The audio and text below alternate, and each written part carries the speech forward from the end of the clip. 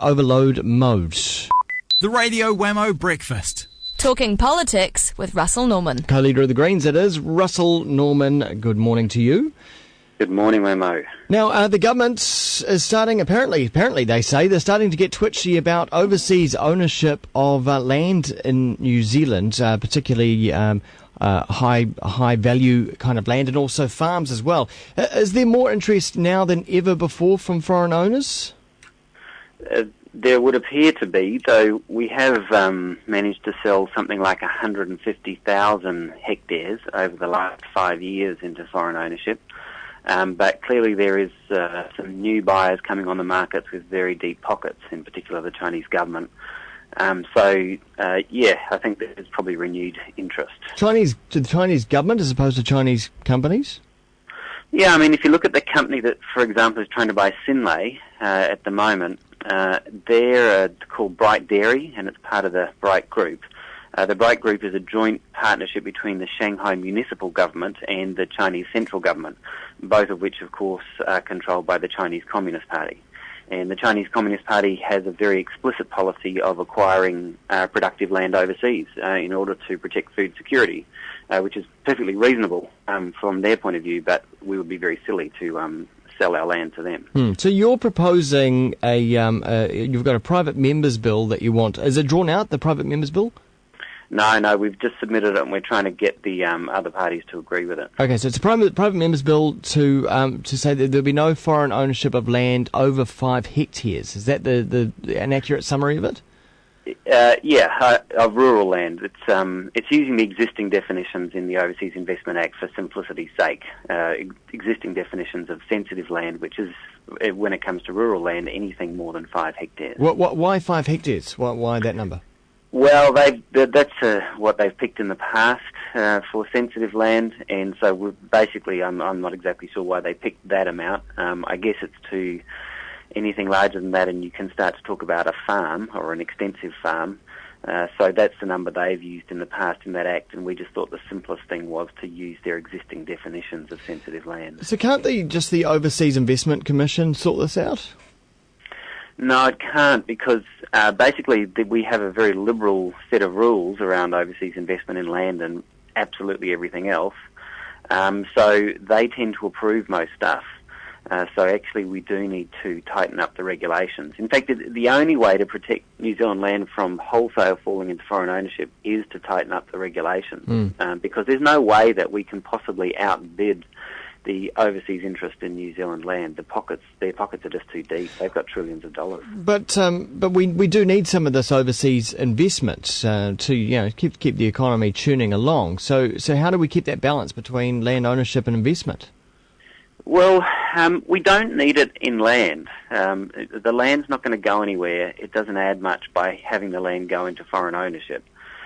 You could talk about there is some value in foreign investment in other ways, particularly if it brings new technology or new capital or new networks or new expertise. There is a value for overseas investment.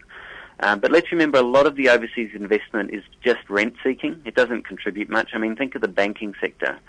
We let the entire banking sector fall into Australian ownership. Now they just suck out billions of dollars every year out of the New Zealand economy.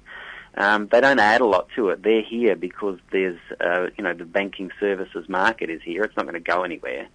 They're not here because they're big exporters. They're not big exporters. In fact, the IRD did a very interesting paper just recently where they looked at foreign investment in New Zealand versus New Zealand investment.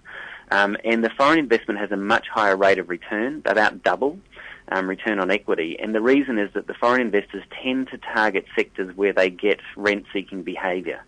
Whether it's Vodafone or telecom or the banking sector, where they're not exporting anything, they're just rent-seeking because they're dominant players in the market. There is a real argument to be made that a lot of the foreign investment contributes very little, in fact extracts money from the economy. So I can imagine also it could get quite complicated where a foreign firm invests in a company here and takes a certain amount of shares. That company that already exists here might own some land. That foreign company might also then decide to maybe do a full takeover of that company eventually. So then they get that land by stealth? Well, the law's pretty clear because the Overseas Investment Office has to deal with these kind of issues every day because it's always going on. So the definition of a foreign company in New Zealand under the current law is anything more than 25% ownership or control. And so they look through the ownership structures, because often the ownership structures are quite complicated, to try to ascertain what is the true ownership of the company. Is it more than 25% foreign control or foreign ownership? And then if they try to purchase land, sensitive land, then they have to get Overseas Investment Office approval right now. So we are already accustomed to dealing with this kind of stuff. Okay. Hey, finally, quickly, you also want the drink driving issue put to a conscience vote in Parliament. Yeah, just particularly targeting the issue around the government decided that if you're 20 years and older, we would keep the existing blood alcohol level, which is 0.08 or 80 milligrams of alcohol per 100 millilitres of blood. Now, there's a lot of evidence that suggests that 0.08 you've got pretty impaired ability to drive. In fact, there's massive evidence to show it. And so we're suggesting, look, let's make it 0.05 like, most other countries or a lot of other countries, and let's give the National Party MPs a conscience vote on it rather than having them whipped. And I suspect, because the Greens will put up an amendment to the government's legislation to lower it to 0.05, and if the National Party MPs were free to vote on that amendment, I suspect we'd get a majority in Parliament for it, because most people know that drinking, 3/4 of a bottle of wine over an hour and a half does not put you in a great state of mind to go driving a one-ton vehicle at 100 k's. It's interesting because unscientific straw polls are also saying that general population would accept a move like this.